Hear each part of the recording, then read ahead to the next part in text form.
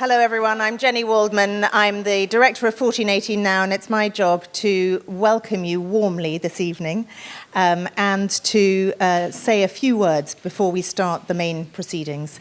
For those of you who have not yet encountered 1418 Now, we are the UK's arts programme for the centenary of the First World War. We work in partnership with arts and heritage organisations right across the UK to commission the most brilliant contemporary artists to engage audiences now with the events of 100 years ago and to explore how those events still impact our world today.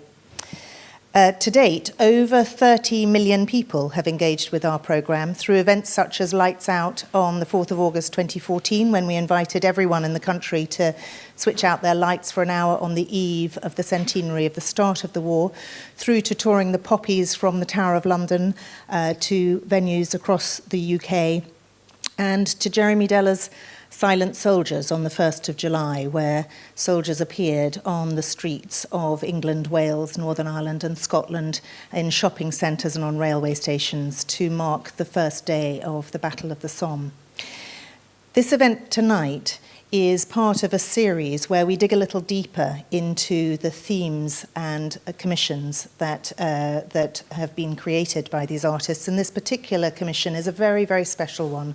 We are absolutely delighted to have worked with the Lakes International Comic Festival on commissioning the extraordinary, remarkable Dave McKean to create Black Dog, based on inspired by perhaps the life and work of Paul Nash, one of our country's most influential painters. I think his landscapes of violated Western Front have certainly inspired in me, and I think in many of us, perceptions of the First World War and of conflict more generally that are still incredibly strong today. His book in special edition, you probably have seen on your way in. It gets published and available in all good bookshops from October. So the very special edition is just for tonight, and the few performances of Dave's music performance, which I think has happened in France and the UK a few times to date, and has more performances in Rye and Ashford and Kendal at the Lakes International Comic Festival, Comic Arts Festival in the autumn. So do go to the performances and look and buy the book. I'd like to just thank our partners in crime in all of this, Aileen and Julie from the Lakes International Comic Arts Festival, On a marché sur la bulle in Amiens, our French co-commissioning partners, Michael and the whole team here at the House of Illustration for hosting us here tonight. As always, I'd like to thank our supporters, our funders, the Heritage Lottery Fund, Arts Council, DCMS, Imperial War Museum, who have been our staunch supporters right from the beginning of the centenary and through to the end, to 2018. Without their support, our whole programme would not be possible. And of course, I'd like to thank Dave for his extraordinary and powerful work. And now it's my huge pleasure to hand over to the chair of our talk this evening. How to describe her? Well, she is an author, she is a Guardian and Observer journalist, she is apparently a comic arts fan and a Paul Nash fan, and the TV critic for the new Statesman. Welcome for me, Rachel Cooke.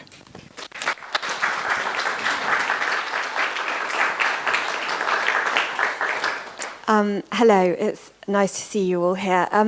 It's true that I am a comics fan, and ever since I became interested in graphic novels, or whatever you want to call them, I have had a very strong feeling that they can take you to extraordinary places and do extraordinary things, and I perhaps have never felt that more than right now in this moment. It's a huge pleasure to introduce the two men next to me. Tonight is all about Dave McKean. If I summarise all the extraordinary things that Dave has done in his career, we would be here all night and we wouldn't have any time to talk about Paul Nash. So I'm just going to summarise by saying that Dave, as you know, is an illustrator, a photographer, an artist, a graphic designer, a filmmaker, and also a musician.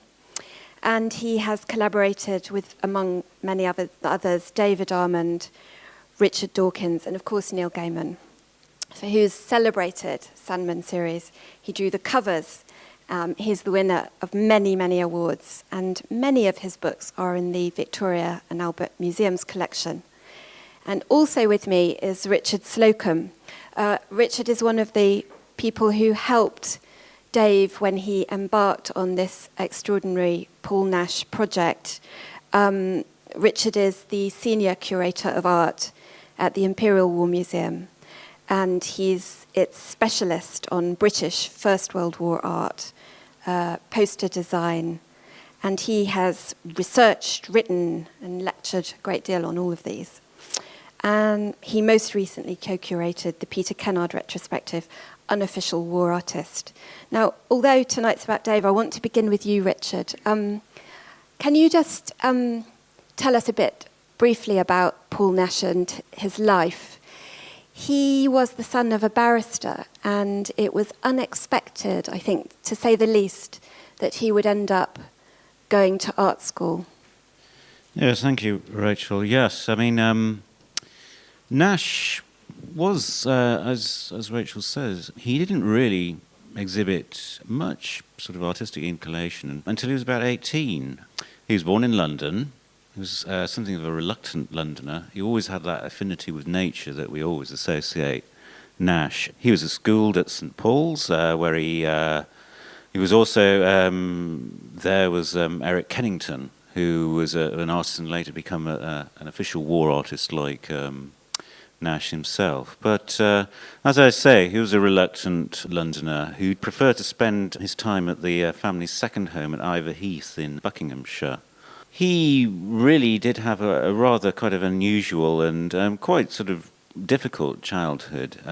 His mother was suffered from mental illness and was eventually committed to an asylum.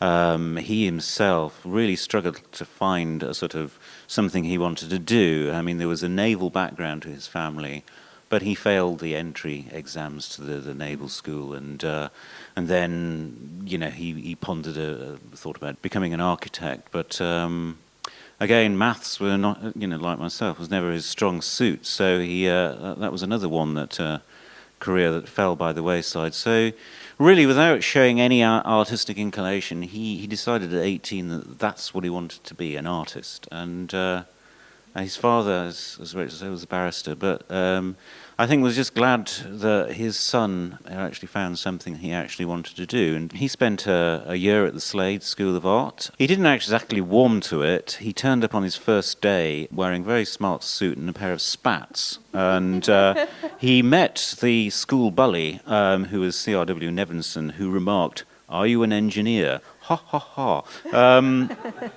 And so immediately he was on the back foot, and he actually described the Slade School as being a public school as one would see in a nightmare, basically. So he didn't exactly warm to his surroundings, but being there, he met Ben Nicholson, who was a few years younger than him, and the son of William Nicholson, who was an established artist there, and bumped into all that Slade generation, people like Stanley Spencer, Mark Gertler, and of course Nevinson, and of course he also came into contact with a formidable drawing master, Henry Tonks, who was he described as never ever giving anyone a compliment or whatsoever, but found that it was a very useful experience. He learnt a lot from Tonks, and he said that although he could find as much wrong in 5 minutes as anyone else could find in a fortnight in any of his work, that it was still a very sort of positive experience he learnt from that, from his tutelage essentially. But of course, this is the time that the war intervenes, and because this is Britain, we don't have compulsory conscription here. A lot of this Slade generation were faced with the choice of: do I go? Do I stay? Do I volunteer? Do I do my bit for the country, or do I, work on my sort of nascent art career? And having said that, I mean, Nash was the first of that generation to actually enlist. it's very likely that his association, his friendship with the poet Rupert Brooke, who had already seen the fighting by the time Nash enlisted, was an influence in that. I mean, even though Rupert Brooke had seen what was going on in Antwerp and the refugees and described it as several kinds of hell, I think he masked that experience from Nash, and who relayed what Brooke had told him to his friend Gordon Bottomley, the playwright. He said he'd hate the experience, but he had to be there. This war was like no other. It had to be seen. So he enlisted with the Artist Rifles, and eventually got a commission with the Hampshire Regiment, and having sort of almost been sent off to Salonika, I believe, he was eventually stationed on the Western Front, south of Ypres, on the Washita Messines Ridge. During that spell, it was quite a kind of euphoric experience for him. It was a quiet sector of the Western Front. They'd sent him there to acclimatise with his regiment, and he saw over no man's land. It was spring, it was May 1917. So those initial experiences were really quite hopeful. He had the sense that nature would triumph over this man-made carnage. But that was soon to change. The Allies were planning an offensive on the Messines Ridge, and Nash's regiment were going to be involved in it. And in one of the preliminary bombardments of the ridge during the night, Nash climbed up onto the parapet of the trench just to get a better view and lost his footing, fell into the trench and promptly broke a rib. He was taken back to Britain to recuperate, but it took a while for that injury to actually to be fixed. It was and during that prolonged period of recuperation, he put together a show of his war drawings at the Goupil Gallery in London, which proved a success. And he followed in the footsteps of the likes of C.R.W. Nevinson on putting on a show of war works from someone who had actually been experienced in the Western Front. You've got to understand that the war is, although it's affecting the lives of people in Britain, it's still at a remove. People still not certain about what this amazing sort of new European war is going to be like. So work of serving artists attracted a lot of attention. On the back of this success, he felt emboldened to actually approach the Department of Information, which was Britain's propaganda agency. They had been running an official war art scheme since 1916, since the Somme offensive. They'd already commissioned Nevinson, and Nash went to them, offered him his services. The thing is about the official war art scheme was that it was very much in the sort of ethos of Edwardian, it was very sort of clubbish approach, that they didn't seek you out. You put yourself forward, and you got in on the strength of your external contacts and of the people you actually knew on the inside. And so it was certainly not cut and dry for Nash. His work was, it didn't conform to the sort of two strands of sort of progressive avant-garde art, i.e. Cubism or post-impressionism. And one of the art advisors on the scheme was Campbell Dodgson, who was the keeper of the prints at the British Museum, said, oh, well, it's neither post-impressionism, it's neither Cubism, it's decorative. It's, people will not necessarily, engage with this, but Nash had the fortune of having some very influential backers, one of which was William Rothenstein, poet Lawrence Binyon, and Eddie Marsh, who was Churchill's private secretary and a patron of the arts. He'd been a patron of Brooke, he'd been a patron of Sassoon, and he was collected Nash's work. And it was through these backers that Nash eventually was commissioned as a war artist. And like many of the war artists that were commissioned, that he returned to France and he returned to his former positions. And what he found post the Messines offensive was very different to what he'd experienced in May 1917. That area that was being reclaimed by nature had been reduced to a rain-swept quagmire. But it is amid this terrible destruction, that Nash's career was essentially consolidated. As Jenny said in the introduction, Paul Nash is one of the most influential and important artists of the 20th century, but it was really amidst no man's land that he found himself, he found his artistic voice. And as you can see in this most iconic painting of his, We Are Making a New World, is just the very epitome of where Nash was in the war. I mean, he described this as a piece of towering audacity. This was the first time he'd actually painted in oil paint. And what it is, it's based on an earlier drawing of Inverness copse, but what he produces here is something much more sort of transcendent. It really, it mocks the sort of the ambitions of war, the hubris of that this idea that the First World War would, presage a new society. Well, this is the new world, a landscape that's been reduced down to a sort of primordial existence. I'd like to just bring Dave in now. What was your relationship with Nash before you took on this commission? Well, he lived just down the road from me, so it's ideal. Well, I knew his work because of his friends, really. I grew up near Cookham, so I knew Stanley Spencer's work. In fact, he was probably the first artist whose name I knew. Yeah. I knew the pictures when I was a little boy, of people like Dali and Max Ernst and things, but I knew the name of Stanley Spencer because he was our neighbour almost, So, and then I got to know that little circle of artists, and I loved that era, the birth of modernism, all of the isms really, futurism, vorticism, they were all these are ways that artists find to define themselves as a group.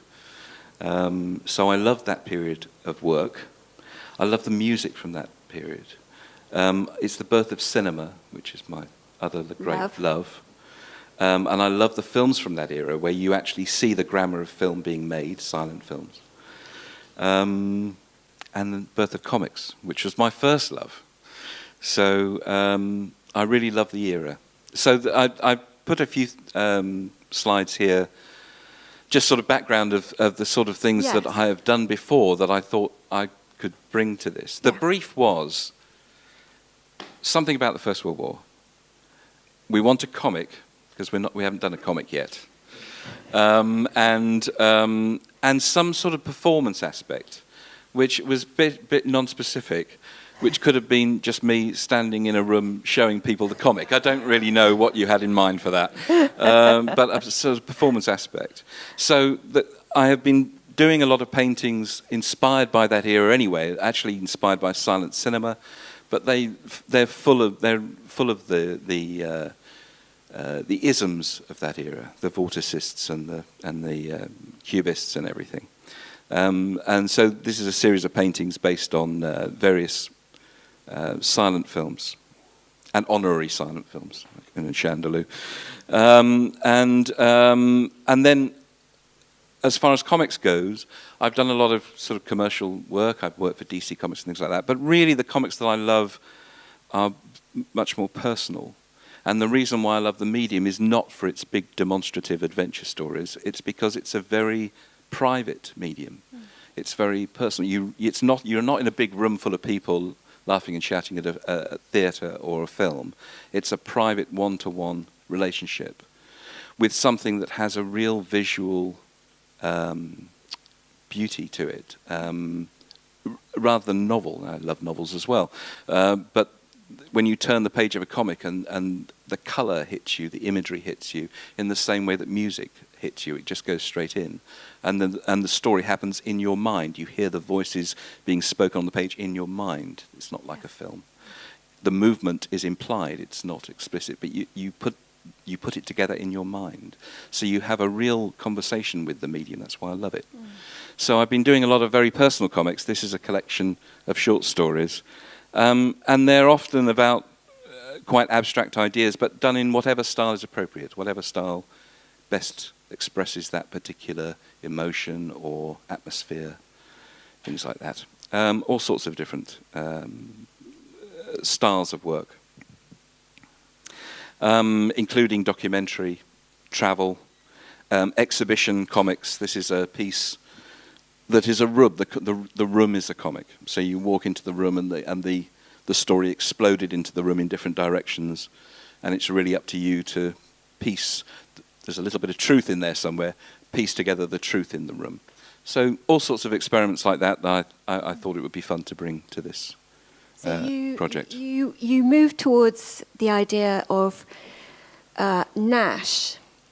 Two questions Yes. really about that. I didn't really answer your question, did I? The first question I have about that is, did you have, was it, I mean, it takes quite a lot of chutzpah to make art about an artist as famous and as great as Nash. Were you sort of intimidated by the prospect of it, nervous, chary of it? Well, the train of thought was, on the day that I got the phone call asking me to have a think about this, what I was really interested in, having not thought about the First World War much at all before, was the stories that I've worked on, I've written myself in the past, generally put a single person through a traumatic event. And that's what I was interested in. I'm not so interested in about the tech and the vast amounts of soldiers and people and the scale, and I was interested in one person going through, imagining being that one person going through this, life-destroying, changing experience, and how to try and tell that story and deal with that story. So the interesting thing is, lots of people come back from that, and lots of soldiers came back from that, not really wanting to talk about it at all. Those memories are just locked away, just too painful, really, to express. And how could you possibly express them? But the great thing about a creative mind is they've got somewhere to put it. So if you're a writer or a painter or whatever you do, actually, whether you want to talk about it to your family or not, it's in the work. You just can't escape it. And so that was the decision, really. Who was I going to follow? And of all of the war artists, I mean, I don't know how you feel about this. I think Nash is the one that gets under the skin of the war and the people in a way that others don't. And the thing for me was that I didn't think Nash was the best artist particularly. No. He wasn't the greatest draftsman. No. Even in his class at Slade. I mean, he was there with Stanley Spencer, for God's sake. And Dora Carrington. What an amazing painter she is. His great early friend was Dora Carrington. Absolutely. And he wasn't a big demonstrative character. I mean, he was there with Mark Gertler, who was a much more bigger guy. And then he went to the trenches, and he didn't have much of an experience there at all. I mean, his brother had a much harder time than he did. Yeah, his brother John didn't go for a commission, and was actually a sergeant, and took part in the Battle of Cambrai, which was it started off okay for the Allies, and then went sort of downhill from there. But Paul was instrumental in getting John out of harm's way and getting him a role within the official war art scheme, and John was essentially self-taught. He didn't go through, didn't go to the Slade or anything like that, and but he was brought into the scheme because Paul managed to convince him that what the scheme needed was someone who had actually had sort of the experience of hand-to-hand combat, for want of a better word, basically, because as Dave has said, that Paul himself didn't actually see that much of the fighting. But so what was it then? So what was it that made this, for some reason, he managed to bring back pictures that the others didn't? John Singer Sargent paints these beautiful, they're beautifully painted figures, reporting back from but they feel like official paintings. There's something about... Well, there is this phrase, isn't there, the explosion within. Exactly. That something happened inside of Nash that didn't perhaps happen. All the other soldiers watched way. Explosions happen around them. Absolutely. But for Nash, the explosion happened in his mind. You feel almost it's like a chemical reaction or something. Something happens, it just transforms his practice, the way he sees the world, everything really. And it's absolutely the right man in the right place. He went into the war as a rather sort of wishy-washy, fey symbolist, and without really much of a direction. He sort of vaguely liked, And certain symbolic work and things like that. But he didn't really know what he was doing, and they're a bit wishy, and they're in pencil. And then suddenly, the anger that he felt there, the fury, and getting to know the people around him and watching this, the landscape that he loved, completely eviscerated. And the sense of the loss of innocence, I always see that in all of in that his, yeah. crystallized in these extraordinary images. And of course, he that would painted. have a big consequences for his career immediately after the war, because there's a terrible irony in it that the thing that made him great was this terrible thing, and that would soon be the thing that people wanted to forget about quite urgently. And how would he continue to capitalize on the success that the war brought him? I've always felt that was it's a terrible thing to become great on the back of something that is so awful. I'm not sure he really wanted to capitalise on it. He was quite keen to get the commissions done and put it behind him. But then for the rest of his life, the work that he made, it was still there, wasn't it? Even in the most placid of trees. He's always and working landscapes. it out, isn't he, thereafter? You can still see it in the structure of the trees, and he could never leave it alone. No, that's right. Well, yes, I mean, he said that he found himself as a war artist without a war at the end of the war. But as Dave said, that he during the war, while he was producing some of towards the end of the later commissions, that he painted those back in Buckinghamshire, and side by side with John, they rented out a kind of herb drying shed and set up studio there, and. He sort of reflected that how strange it is, sort of amidst all this kind of verdant greenery of the sort of Buckinghamshire countryside, that he has to cast his mind back to the horror of the Western Front there as well. So, but I mean, just going back to what you were saying before, that the First World War really was a kind of trigger point for him. It was. He was creating, as Dave said, with this sort of symbolist sort of imagery and sort of Very Blake. Yeah, very Blakey and very kind of Samuel Palmer-esque and stuff. But it was suddenly, the war becomes this trigger point for him, and he finds himself within that. And I think why his art is so successful is that it's able to just transcend. The art of the time. It has this kind of timelessness about it, even though it is kind of locked in the, it is part of the First World War. But we can look at an image like We Are Making a New World, and we can see, it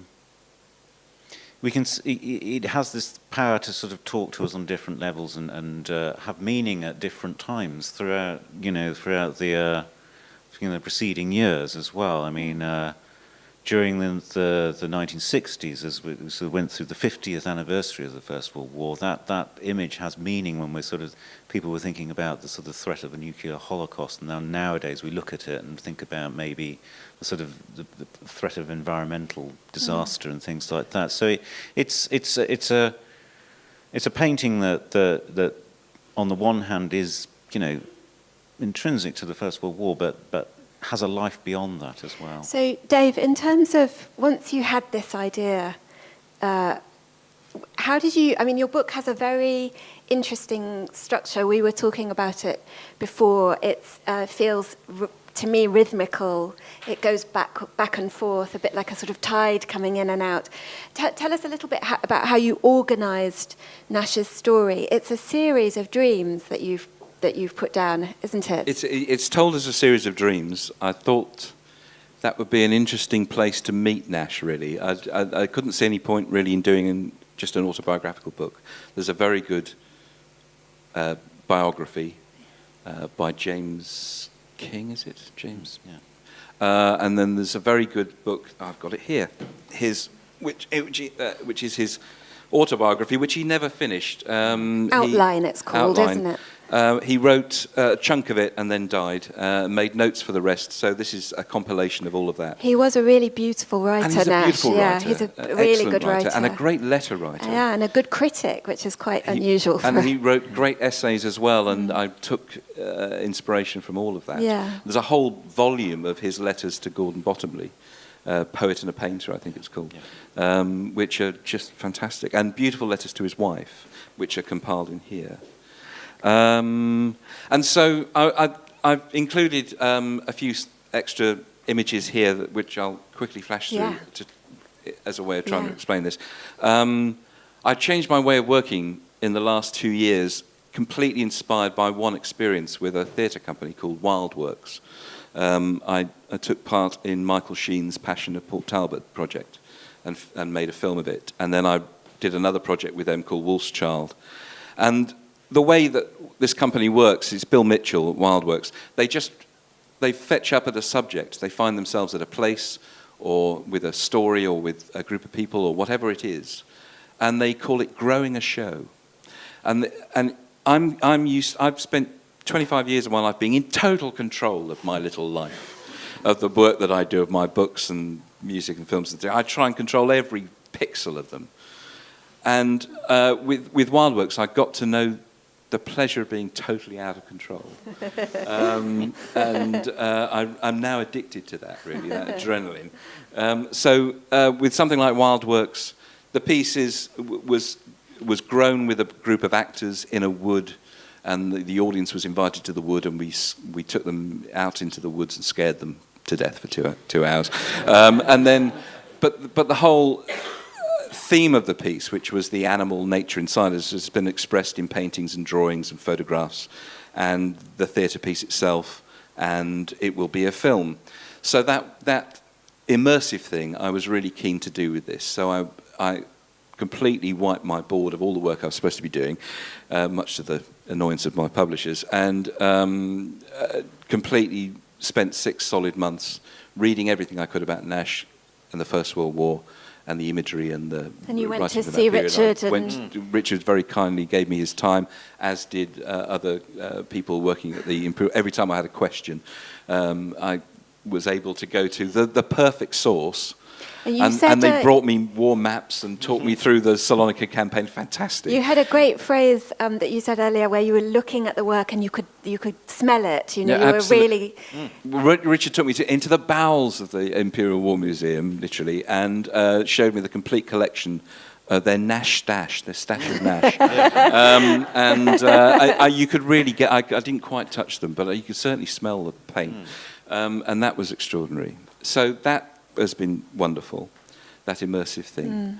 But I thought a series of dreams would be an interesting structure for a number of reasons.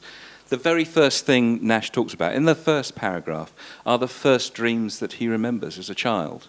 And he talks about being trapped in a tunnel, and this spirit, this black dog, guides him out of it. And then there was another dream that also included the dog and this woman whose identity keeps changing, but eventually became his wife.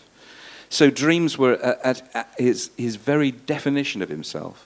And his paintings really are dreams. If you look at them all, they're all dreamscapes, don't you think? They're all the mud becomes flesh and the trees become bone, and they're all slightly. He was at the birth of surrealism, anotherism. But he actually saw surrealism. He didn't have to make it up. He saw it on the battlefield. So all of that seemed to be embedded in Nash's work and life.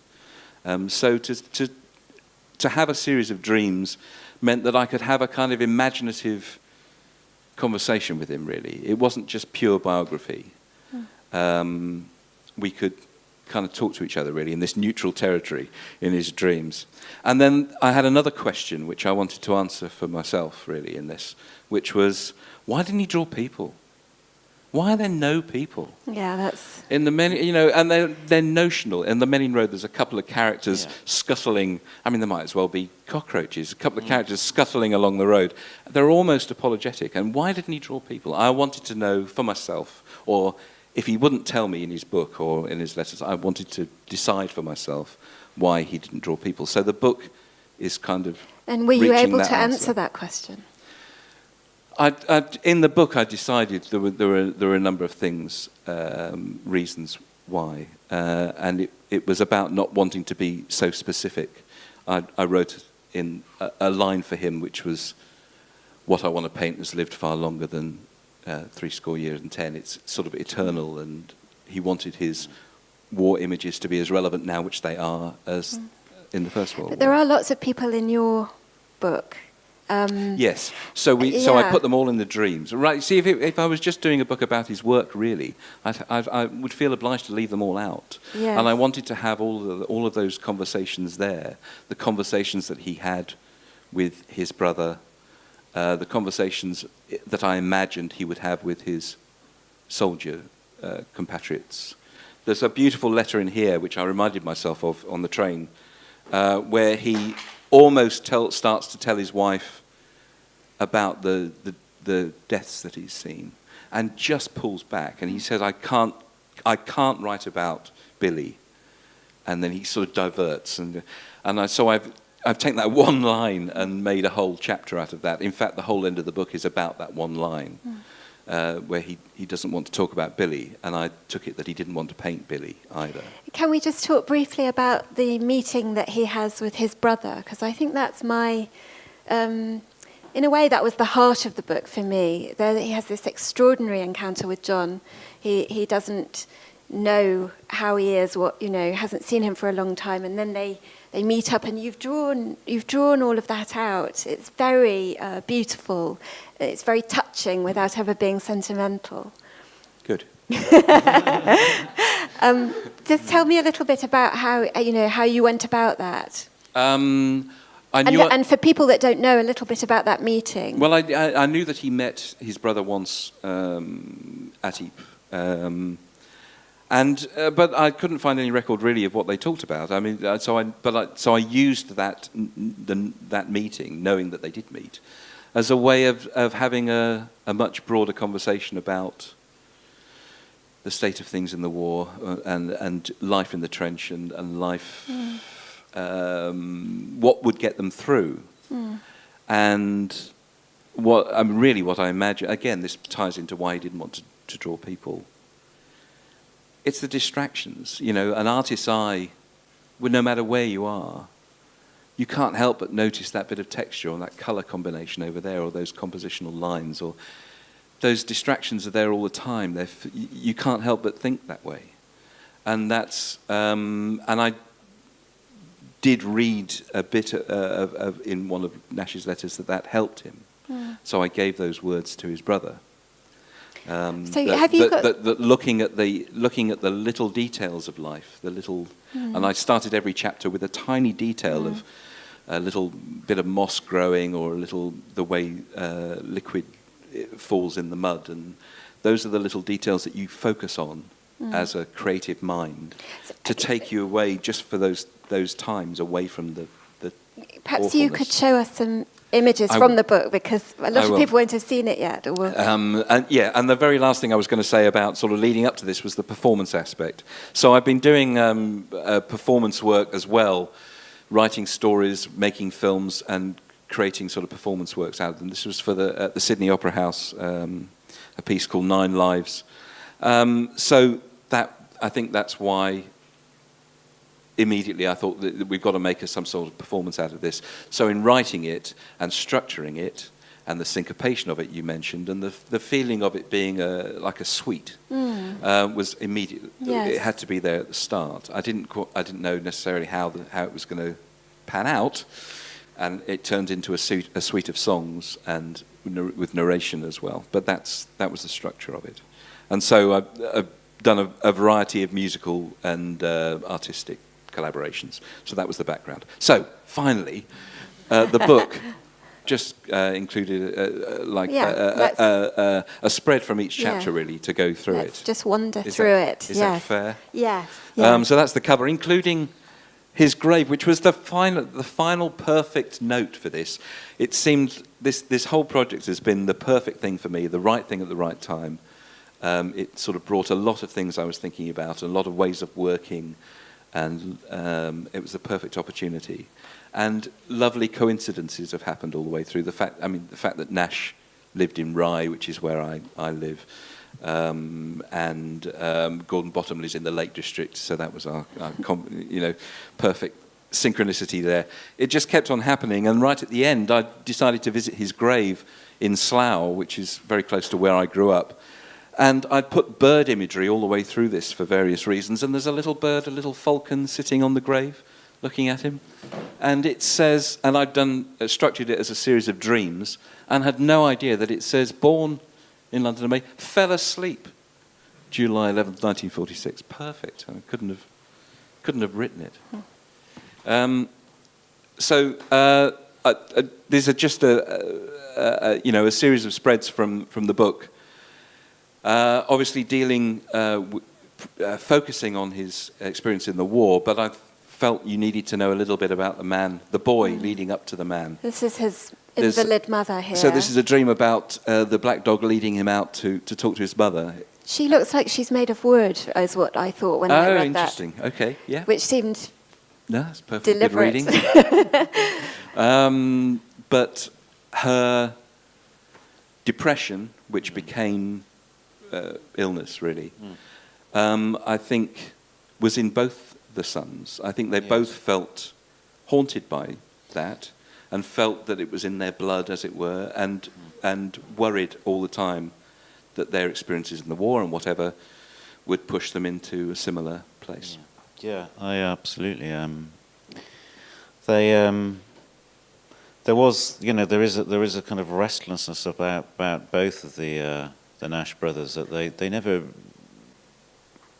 never really could quite settle to a sort of settled domestic life. They both of them had numerous affairs and things like that, and there is this kind of sense that they grew up within this kind of very kind of, I suppose, quite unstable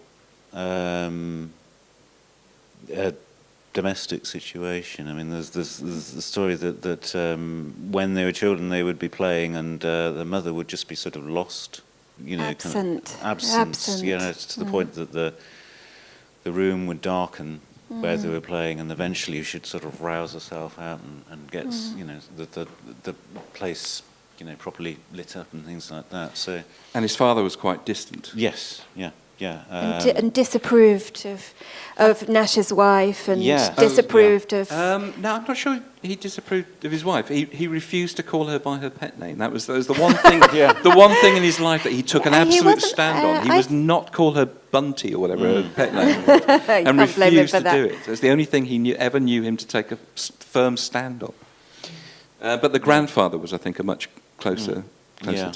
Anyway, so I included a bit of that. Carry on, because time is time is pressing.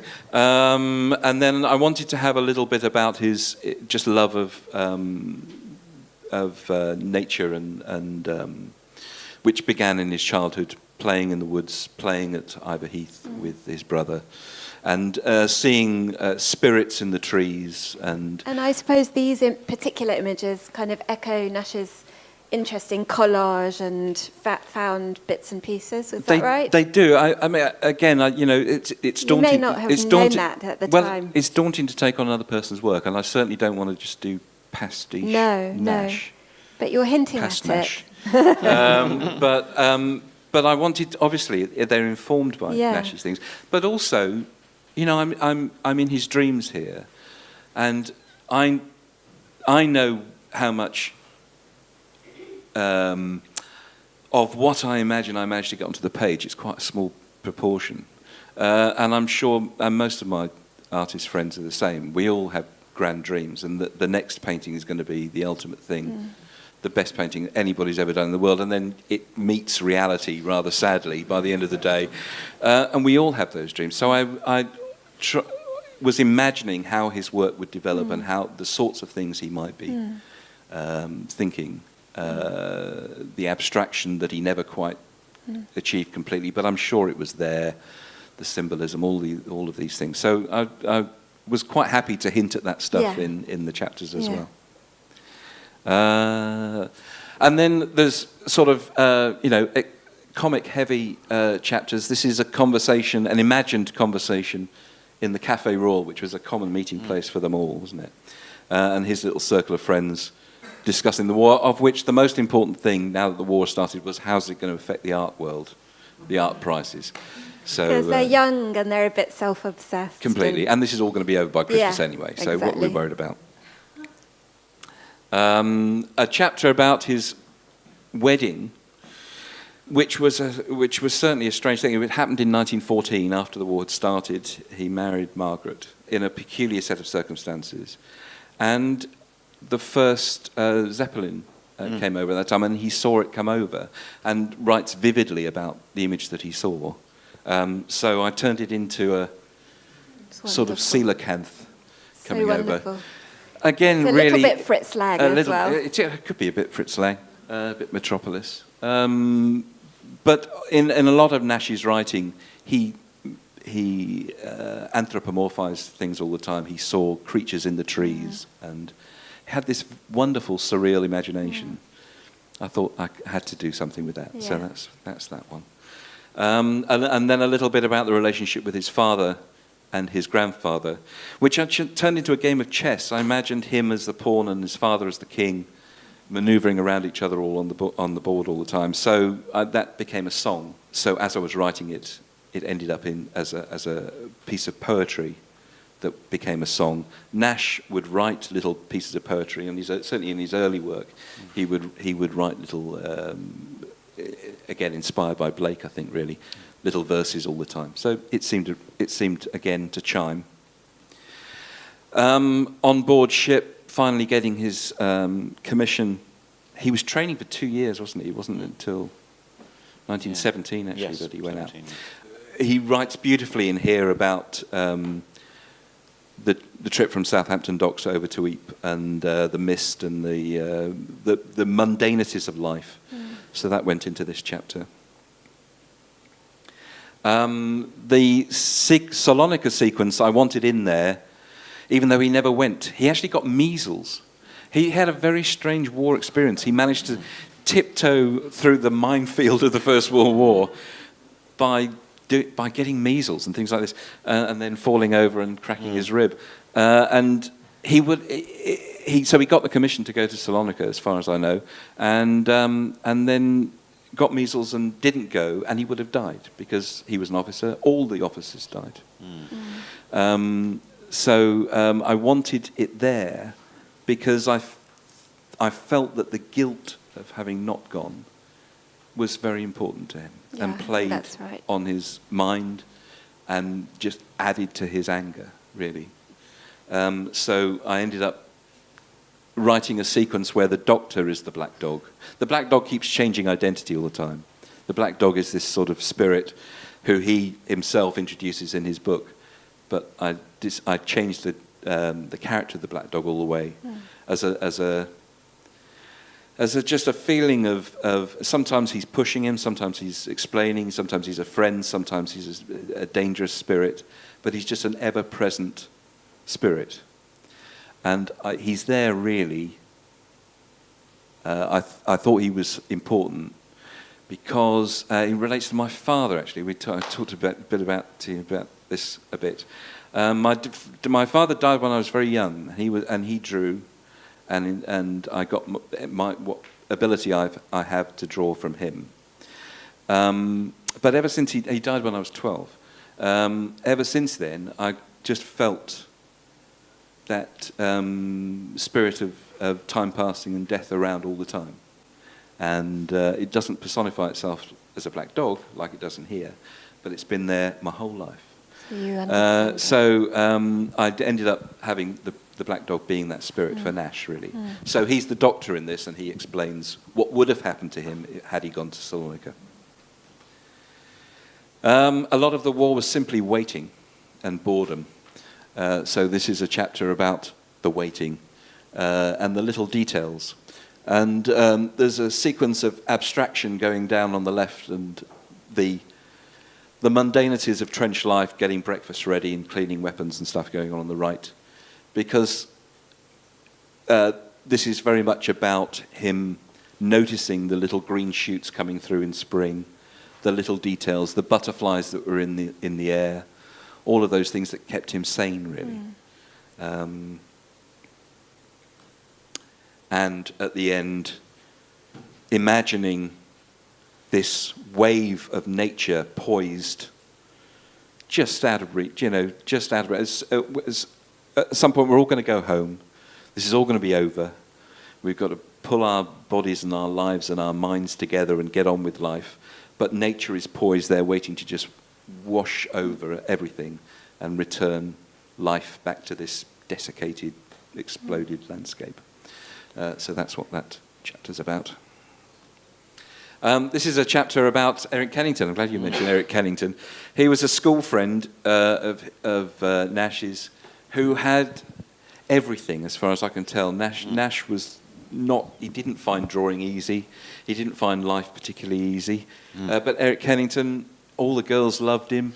He could knock off a portrait easily, and he imagined him living his life as a bird. Everything was just effortless for him. So I wrote a song and did this chapter about Eric Kennington as a bird. Are we coming to the end? Yeah, we're coming to the end. That's him falling over and cracking his rib, and then he shipped off back home a few days before Passchendaele. Lucky timing again. I just managed to dodge that one. But again, I wanted to write about the guilt of that, knowing that his friends would be going to Passchendaele, and then afterwards he would hear about just what that meant, this mechanized war that nobody had ever seen before. So there's a sequence in hospital. He heads out into this wood. So the beautiful green wood of his Iverheath childhood has turned into this thorny, red, rather violent place where he finds an egg. He writes for a good page about this kingfisher egg that seems to symbolize everything, the fragility of it, this micron-thin shell, and the almost translucent glow from inside. How can this exist in this world with Passchendaele and all this stuff going on? So, very symbolic. And then this, coming to the end, I did want to come back to this letter that he wrote about this soldier called Billy, who he never really explains what happened to Billy, except you gather that he died because he offers to write to his folks. So the whole of the end of the book is trying to deal with seeing death and living through that.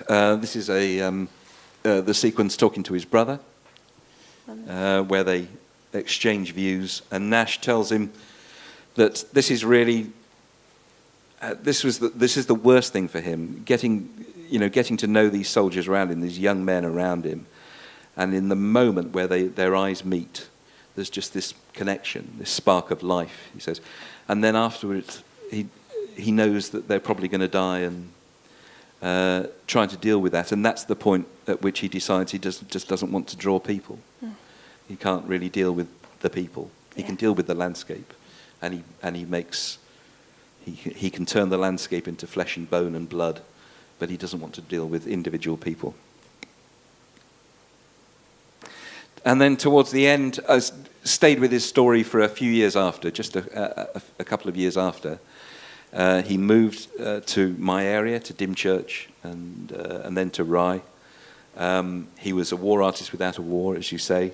That's one of the songs in the piece, and comes to terms with what he's seen. What actually happened was he had a complete breakdown, and it took a few years. I think it was about 4 years actually, and he got to know an artist called Claude Levett Fraser, who was older than him. He'd survived the war, and he just brushed it off. It seems. He was a much frothier character than Nash. His work is brightly coloured and decorative. And whereas Nash was really having problems and dealing with all of this, Levett Fraser just got on with life. And having got to know this wonderful positive spirit, walking around Dymchurch and whatever, I've made them walk round Rye Harbour, which is my walk every day. I go for a walk every day, and I usually take a problem with me. And so when I was doing this, I took a problem. I took some little bit of writing or some visual thing I had to work out, and I go for an hour's walk. So this is Rye Harbour, which probably didn't really, the nature reserve didn't exist, I don't think, when Nash was walking, so a bit of artistic license there. But he certainly walked around this area with Fraser. And then all of a sudden he died, Fraser. It was some stupid medical thing, and he says it could have been a bullet from a sniper. It was that sudden. And that, his general inability to deal with what he'd seen, and another strange thing that happened with his father. He didn't die, but he was unconscious. He just had a complete meltdown, and he was unconscious for a few days.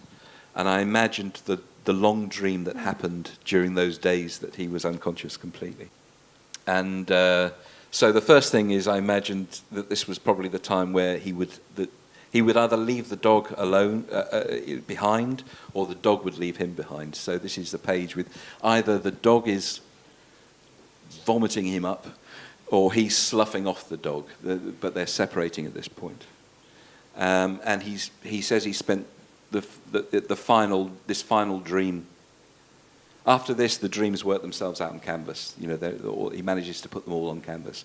But this final dream he spends in the woods of his childhood, deciding how to deal with all this and where to go with his painting. And I've introduced this woman, which is in some early books called The Place, isn't it? Yeah. He did a little collection of woodcuts called Place. And this nude is in there. She's walking into the lake. And I introduce her earlier on in the book. And then at the end, she comes back and poses for him, but he paints her, draws her, and then paints her out and just leaves the trees. So that's at the point where he doesn't want to deal with people anymore. That's it for the book. And then the performance was this, really. The book was turned into projections. The music, I wrote an hour's worth of orchestral music and put it together with an amazing chap called Ashley Slater, my music producer.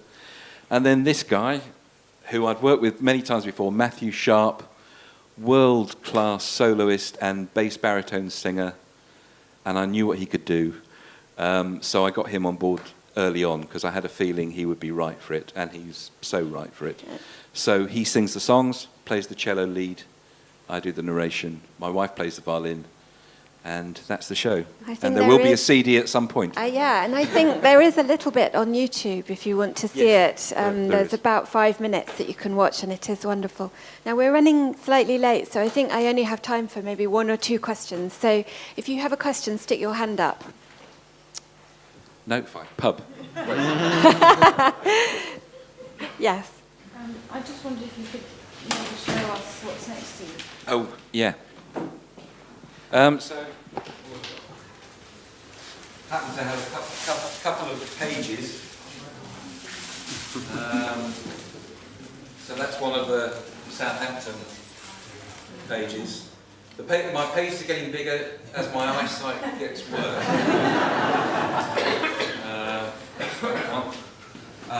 And then this is one of the Salonika pages. The Salonika chapter is the closest to just simply being sort of an illustrated book, really. It's a single narration from the Doctor and a series of images that try and create the strangeness of the whole experience, really. There's amazing stories about the officers playing golf back to back because there are these packs of wild dogs everywhere. So to defend themselves, they'd have to keep an eye out for the wild dogs, even playing golf. That's a strange story. So that's that one. And then, Are these going to go into the collection of the Imperial War Museum? Well, you can put a word in for me. Of illustration. Yes, yeah. And then the comic pages are sort of that sort of thing. There's Dora with her bobbed hair. Dora Carrington is there, Nevinson is there, Mark Gertler is there, being arrogant, and yeah. So there you go. Gives you the idea of the work. And then some are larger again than that. Some of the painting pages ended up being very big. Anyone else? Any others? Yes. Yes, sir. You're speaking about the creative process we used to make the book. Yes. It seems quite random, but I read the book and it seems to have quite a structure to it and it builds up amazingly. Ah, I got away with it then. Thank you. I mean, was it a case of it just went like that, or did you change it as you went along? Or? Yes, I mean that's the thing I've really learnt from working with Wildworks. I think if I had done this 4 years ago, before I knew them, I'd have been, pedantically doing writing every little thing and controlling every little thing before I even got going on it, and I'd be very worried about, pitching it without knowing exactly what it was. Now, I really felt happy launching into this, having very little idea of where it was going, just having a sense of these extraordinary elements on a tabletop and arranging them. And they just arranged as they went, and the moment a chapter sort of came into focus, I'd worked on that, whether it was in the middle or not, and then it just evolved. And I've just got used to trusting the fact that it will. And for this, and maybe on the next one it won't, but for this one it did seem to pull together. It built really nicely. I didn't think it was going to, it was sort of like a series of short stories. I wasn't sure at first where it was going to go, and then Yes. just sort of the tension built up really nicely. Well, Greg, thank you for that review. We'll put it on the back cover, lovely.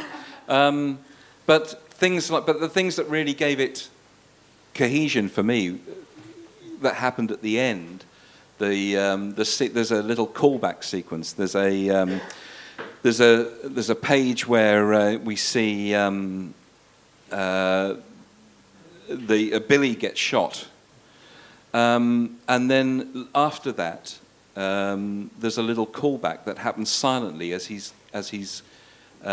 telling you about a letter that he helped Billy write in the trenches, a letter back to his parents.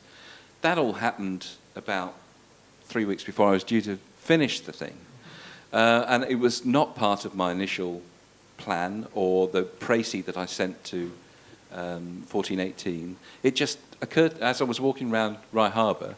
It occurred, and so. Because the whole process has been so open, I could include it and blend it in, and you trust to luck, and sometimes that's the best plan, sometimes, to be lucky. So This man at the front is... Hello, there's the microphone. Okay, thanks. I noticed you seem to have like a frontispiece image. yes. Can you explain to me, the first several of them are like abstract or almost nothing, and then just the title above and below, Yes. and then later on you get poppies and things. Yes. So what's the idea behind the first ones where it's so almost abstract? Well, they're all pretty abstract. It's true, there are a couple of later ones that are a little easier to make sense of. But they are all related, really, to this idea of being distracted by the tiniest of details and the abstract qualities of things. There's one which is blood flowing in water, in mud, which is an awful thing. But actually it's very beautiful, the way the liquid flows around and clings with surface tension to the side.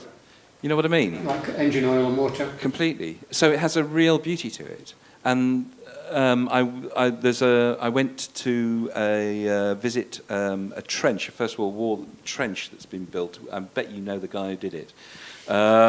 He's an absolute obsessive, and he's done a lot of work for the Imperial War Museum. Yeah. But he's built a trench, and it's part of one of these sort of adventure gaming places where you run around and paintball each other. But he's got to build his little bit of First World War trench, and I went to shoot details from that.